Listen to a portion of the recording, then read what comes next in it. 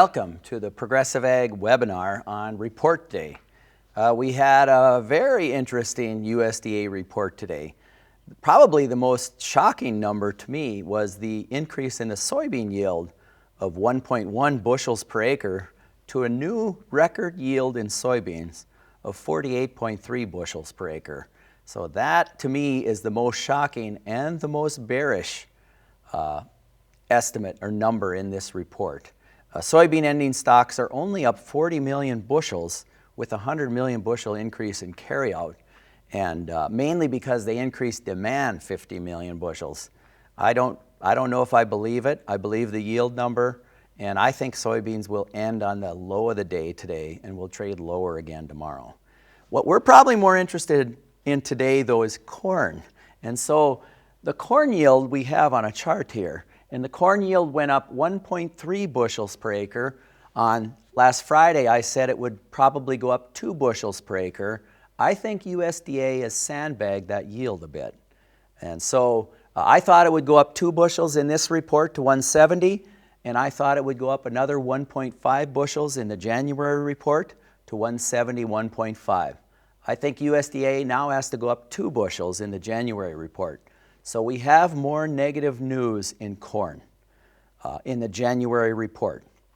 But I think corn will close on the high of the day today because the world coarse grain ending stocks actually was cut 4 million metric ton in this report. And the one most closely associated with price changes in our price models is world coarse grain ending stocks for major exporters. That was cut 1.8 million metric tons. So I think the price of corn will actually close on the high of the day today and will probably trade higher tomorrow, opposite of soybeans. So we did have one question already, and that was, should I liquidate my corn puts that I own? And the answer is yes, liquidate them now, right now. Go to your broker and call him before you watch the rest of this video and liquidate them now. Actually, well, let me get to that. The next slide is corn ending stocks. And so they raised the corn yield 1.3 bushels per acre. So they raised the corn ending stocks about 200 million bushels in the U.S.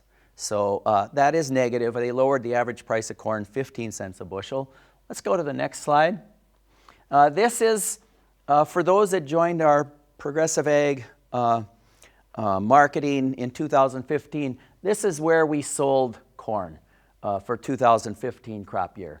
405 in early July, 435 looks like it's around mid-July, 452, 25% there, 25% there, 15% there, 25% there at 438, and 10% there at 391, I believe it was.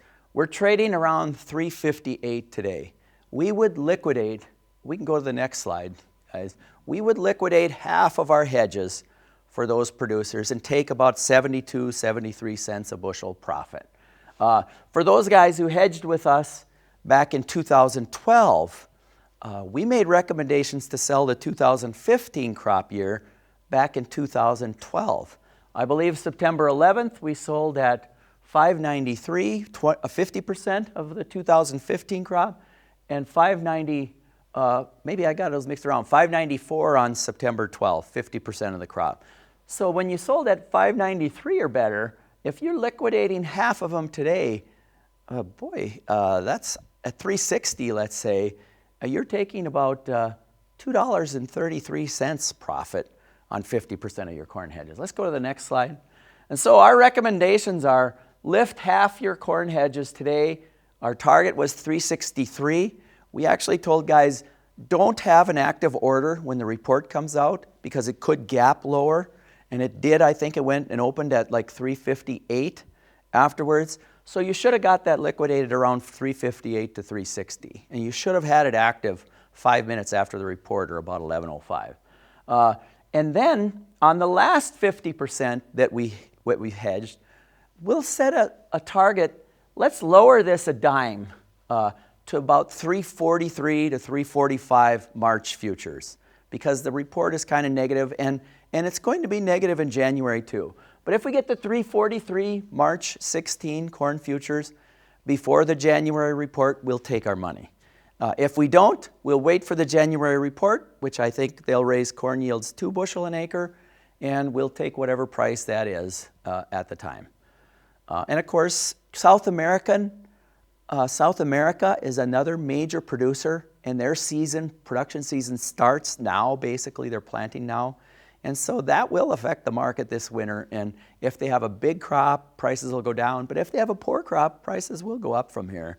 But we're going to take that risk on half of our hedges.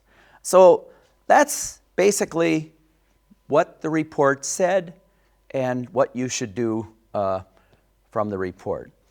Now, many of you know me as the president of Progressive Ag Marketing, but I'm also an ag lawyer for Progressive Ag Law. I want to tell you about an important legal case for farmers across the country. All 90 million acres of corn produced in the U.S. has a potential case here. In 2010, Syngenta Seeds, it's a Swiss corporation, introduced a new GMO corn seed to U.S. farmers.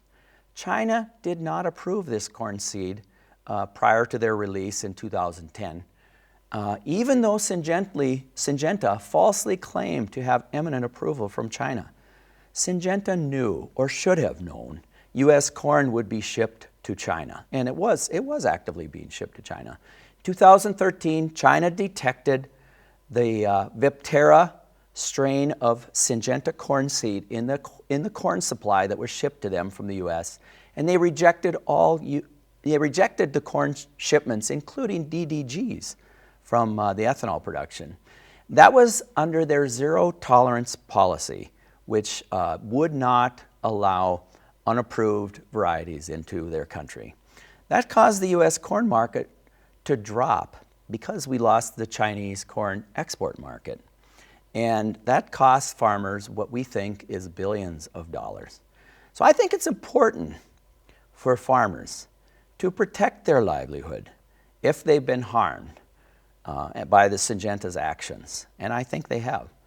So Progressive Ag Law has partnered up with a team of experienced lawyers, mostly in Texas, to help farmers take a stand against Syngenta. Many of you know the song Turn, Turn, Turn by the Byrds. You know the lyrics state, "To everything there is a season, and a time for every purpose under heaven. A time to gain, a time to lose. A time to plant, a time to reap," which farmers know very well.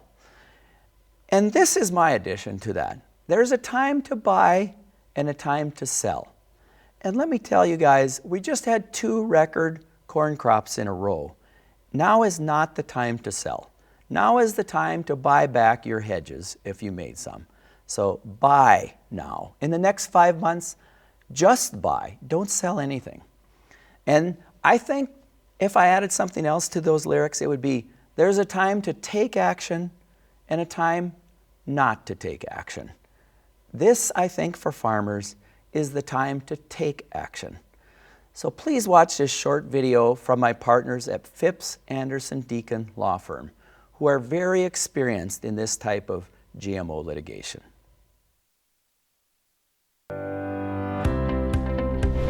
My name is Martin Phipps, and I am from the great big town of Breckenridge, Texas. I grew up in a town I like to tell people had 3 stoplights. Those values you bring from a small town, being honest, telling the truth, and standing up and believing in something, is something that we do here at our firm.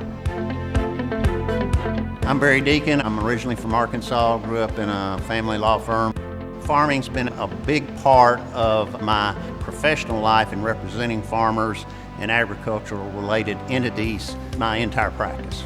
You may ask, why hire Phipps Anderson and Deacon? The best answer I give you is because we are so proud to represent farmers that it's the most important thing when you walk into our building and see what we do. Part of my background was being involved in representing a co-op of rice farmers against bare crop science in the rice litigation that began in 2006. With my background in the rice litigation, that's important because that was genetically modified rice that was being experimentally tested that contaminated the U.S. rice crops. That litigation is very, very similar to the Syngenta corn litigation where an unapproved trait was marketed to China. What you're going to find out in this case is when Syngenta released Viptera to sell to you, they hadn't even applied to China for approval. Because of that, they took a risk, and that risk ended with you losing the China market. When you're choosing a lawyer to represent you in the Syngenta litigation, every lawyer is going to tell you that they're the best. We don't have to say anything to you. We just want you to look at our record. We are the lawyers who tried and won the rice case. We're the lawyers that developed the damage models. We're the lawyers that got the punitive damage verdicts. The rice case settled for $750 million. I'm very proud to tell you that my farmers, the people that I represented, got $50 million more than everybody else. We get asked every day, is this going to be a class action? And I want to make the answer real clear. We're not class action lawyers. We represent individual farmers against Syngenta and other big companies. And why do we do that? Because class actions don't help the clients. They only help the lawyers. Each one of you farm differently. Each one of your damages are different. So what we believe is we're going to represent you individually and not like some class action lawyer. We are certainly not against the technology that Syngenta has come up with in producing their seed. We're actually for that technology because it's good for the American farmer. What we have a fault with is what Syngenta has done in marketing its corn. It's done it in an irresponsible way, and that has affected all of us. I don't know about you, but we need more places to sell our corn, not less. And so all we're asking Syngenta to do is to stand up and do the right thing. The same thing you do every day when anybody comes to you with an issue. You may ask what makes us different at Phipps Anderson Deacon. The answer is simple, is we care. I've been on a combine and I know how hard it is to farm. And because I'm gonna make sure when I get done with this case and I come and sit in your living room, that you're proud that I'm your lawyer.